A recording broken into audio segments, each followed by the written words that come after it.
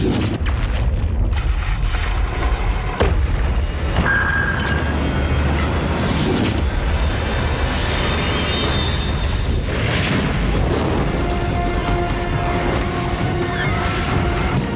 do we do?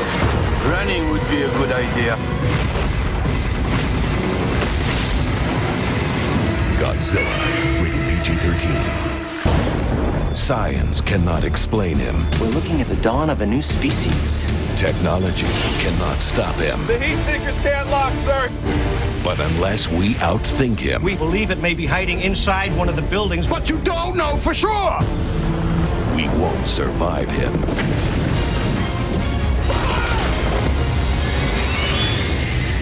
You need bigger guns. Rated PG-13. Special first showings May 19th. Toho was the company that had the rights to Godzilla? Toho is the producer of all the Japanese version of Godzilla and also the distributor.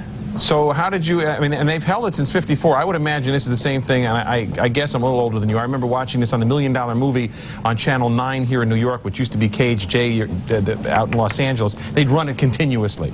So Well, I grew up in New York as well. I okay, so you remember that, $1 Million Movie. So what finally convinced them to say, okay, you can do this, and you can hear the rights? Well, timing. The timing was pretty good. I guess internally they were beginning to have conversations that if the right idea came along, they would entertain it.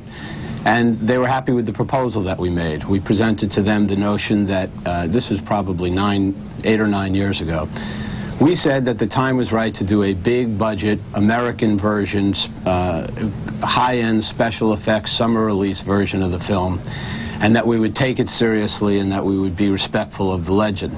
And they appreciated that approach and decided to take it a step at a time. All right, so that's what convinced them. What convinced you, though, if my information serves me correctly, back in '85 you had a shot at this before, turned it down and said, we're not interested?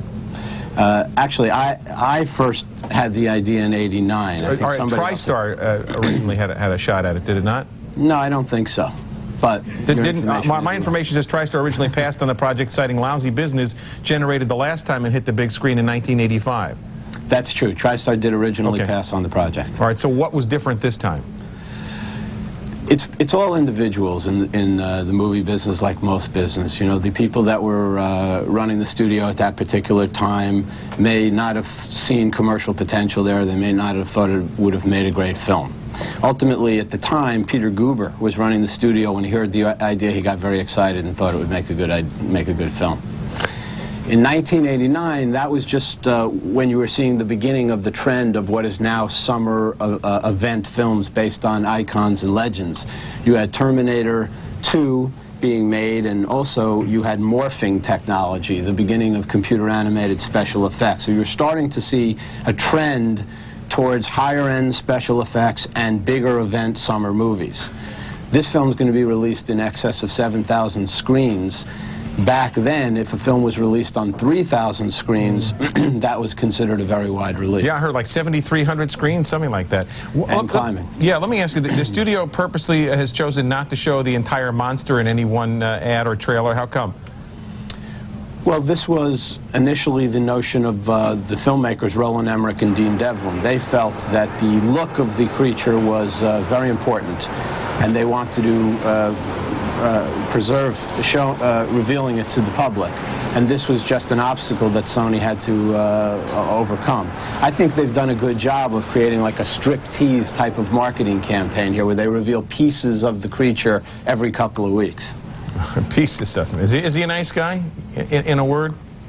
He has his moments. Okay, that's perfect. Thanks for chatting with us. Anytime. And good luck with the movie. Rob Fried, executive producer of the movie Godzilla, who has his moments. It opens in theaters next week, 7,300 or more of them. Well, Godzilla's foot is about the size of a bus, but his resume may be even longer. The monster has made 20 big screen appearances so far. Dennis Michael looks at the creature's history. Now it seems Tokyo has no defense.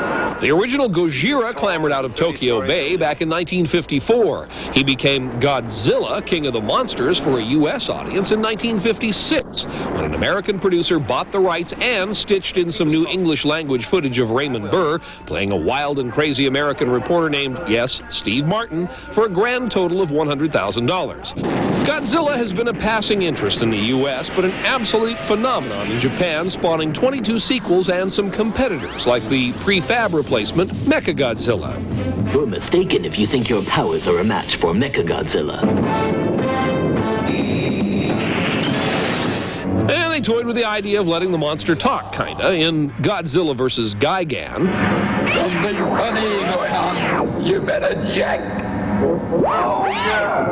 Godzilla took on the environmental issue by fighting the smog monster, who looks like he was inspired by Picasso, and he battled the monster Mothra, who is always accompanied by a tiny pair of twin girls who do most of their talking together. We come from Mothra Island. Note that Godzilla had undergone an eyebrow job by the time of Godzilla vs. Mothra. Toho made its share of spin-offs, Rodan notable among them, and inspired a number of imitators. Gorgo is basically Godzilla with an English accent. Commence!